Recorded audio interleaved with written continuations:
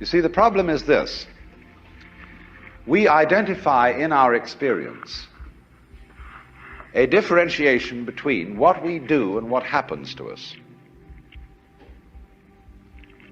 We have a certain number of actions that we define as voluntary, and we feel in control of those. And then over against that, there is all those things that are involuntary. But the dividing line between these two is very arbitrary. Because, for example, when you move your hand, you feel that you decide whether to open it or to close it. But then ask yourself, how do you decide? When you decide to open your hand, do you first decide to decide? You don't, do you? You just decide, and how do you do that? And if you don't know how you do it, is it voluntary or involuntary? Let's consider breathing. You can feel that you breathe deliberately. You can control your breath. But when you don't think about it, it goes on. Is it voluntary or involuntary? And so we come to have a very arbitrary definition of self. That much of my activity which I feel I do. And that then doesn't include breathing most of the time. It doesn't include the heartbeats. It doesn't include the activity of the glands. It doesn't include digestion. It doesn't include how you shape your bones,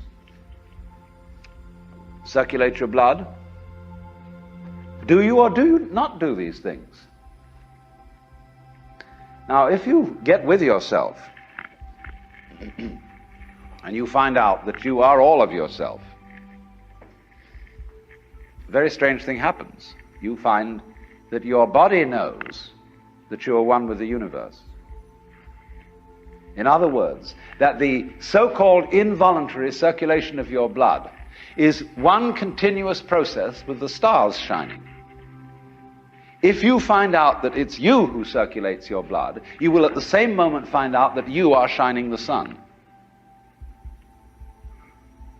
Because your physical organism is one continuous process with everything else that's going on. Just as the waves are continuous with the ocean, your body is continuous with the total energy system of the cosmos. And it's all you. Only you're playing the game that you're only this bit of it. But as I tried to explain, there are in physical reality no such things as separate events. Doesn't it really astonish you that you are this fantastically complex thing? And that you're doing all of this and you never had any education in how to do it? You never learned, but you're this miracle? Well, the point is that from a strictly physical, scientific standpoint, this organism is a continuous energy with everything else that's going on. And if I am my foot, I am the sun. Only we've got this little partial view. We've got the idea that, no, I'm just something in this body. The ego. That's a joke. The ego is nothing other than the focus of conscious attention. It's like a radar on a ship. The radar on a ship is a troubleshooter. Is there anything in the way? And conscious attention is a designed function of the brain to scan the environment, like a radar does, and note for any trouble-making changes. But if you identify yourself with your troubleshooter, then naturally you define yourself as being in a perpetual state of anxiety. And the moment we cease to identify with the ego and become aware that we are the whole organism, you realize as the first thing how harmonious it all is. Because your organism is a miracle of harmony. All this thing functioning together. Even those corpuscles and creatures that are fighting each other in the bloodstream and eating each other up. If they weren't doing that, you wouldn't be healthy. So what is discord at one level of your being is harmony at a higher level. And you begin to realize that, and you begin to be aware too that the discords of your life and the discords of people's life which are a fight at one level, at a higher level of the universe, are healthy and harmonious. And you suddenly realize that everything that you are and do is at that level as magnificent and as free of any blemish as the patterns in waves,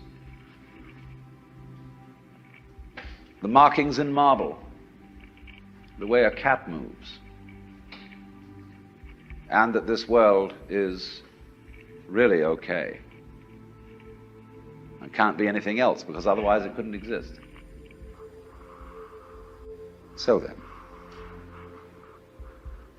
if you awaken from this illusion,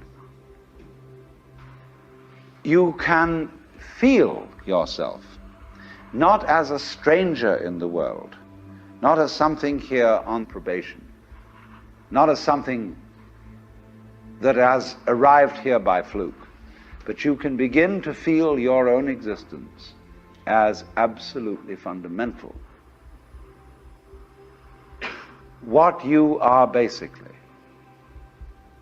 deep, deep down, far, far in, is simply the fabric and structure of existence itself.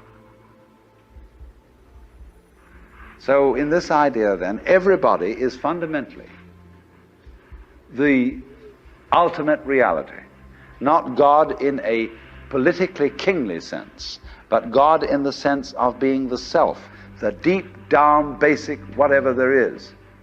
And you're all that, only you're pretending you're not.